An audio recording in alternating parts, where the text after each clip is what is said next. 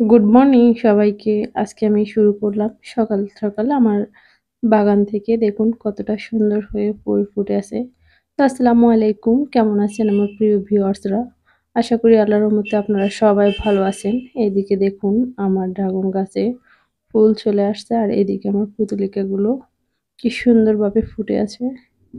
আমার না ছোটবেলা থেকেই এরকম ফুল গাছ, বাগান এগুলো অনেক শখ ছিল। তো ছোট, ছোট করে আমি আমার ইচ্ছেগুলো পূরণ করতেছি। এইদিকে আজকে আমি রান্না করার জন্য এখান থেকে বেগুন নেবো। এত বড় একটা গাছে ওরকম কোনো বেগুন ধরে না। ছোট, ছোট মাত্র ৪ টা বেগুন নিয়েছি। তো কখনো আমার ব্লগ ভিডিও করা হয়নি। তো আমি জানি না আমার কথাগুলো কেমন হয় বা গুছিয়ে বলতেও পারি বা নাও বলতে পারি। তো এই ক্ষেত্রে আপনারা একটু ক্ষমার দৃষ্টিতে দেখবেন আর আমার চ্যানেলটা সাবস্ক্রাইব করে আমার পাশে থাকবেন। আপনাদের কাছে আমার একটাই রিকোয়েস্ট রইলো। এই যে দেখুন মাত্র এত বড় বেগুন গাছে মাত্র ৪ টা বেগুন পেলাম। আর ফুলগুলো কত সুন্দরভাবে ফুটে আছে আমার নয়নতারাগুলো। তো এখানে সকালে আমি চা করলাম আর পরোটা বানিয়ে নিলাম। আর চার অভ্যাসটা আমার এরকম হয়েছে যে মনে হয় যে দুধ চাটা না খেলে মনে হয় আমার ভালোই লাগে না। তো এখানে সকালের ব্রেকফাস্টটা শেষ করে নিলাম। আর দুপুরে রান্নার জন্য এই যে পাবদা মাছ এনেছে এগুলাকে কেটে নিব, কেটে রান্না করব। তো আমার বাসাটা যেহেতু একটু রাস্তার পাশে, বাইরের সাউন্ড আসে প্লিজ আপনারা ইগনোর করবেন। তো এখন এখানে আমি মসলাগুলো কষিয়ে নিলাম। জানি না আমার ভিডিওটা কেমন হয়, প্লিজ আপনারা একটু সাপোর্ট করবেন।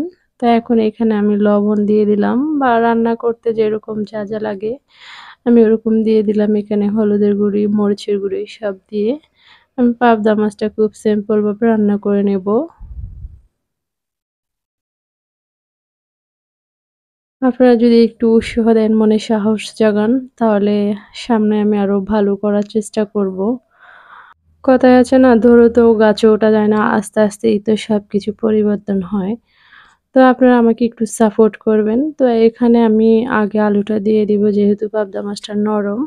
তো উপর দিয়ে মাছটা দিয়ে আমি কষিয়ে রান্না করে নিব। তো এখন আমি মাছটা দিয়ে দিলাম। তো দিয়ে সামান্য একটু নাড়াচাড়া করে দিব। দেওয়ার পরে এই মাছটা রান্না করে নেব।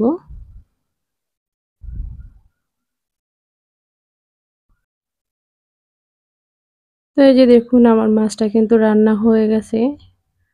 তো এখন আমি মাছটা নামিয়ে দুপুরের খাওয়া-দাওয়া শেষ করে এই যে একটু বিকালে ঘুরতে বের হলাম। আসলে কোথাও গেলে মোবাইল বের করে বা কারো সামনে ভিডিও করতে একটু আনইজি ফিল হয় বা একটু লজ্জা, লজ্জা লাগে।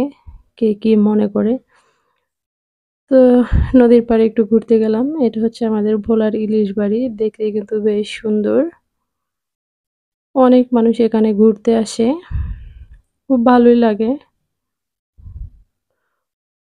তো এই যে ওইদিকে আমার ছোট্ট বুড়িটা আমাকে দেখে ওর ভাইয়ের কাছ থেকে দৌড়ে, দৌড়ে আসছে।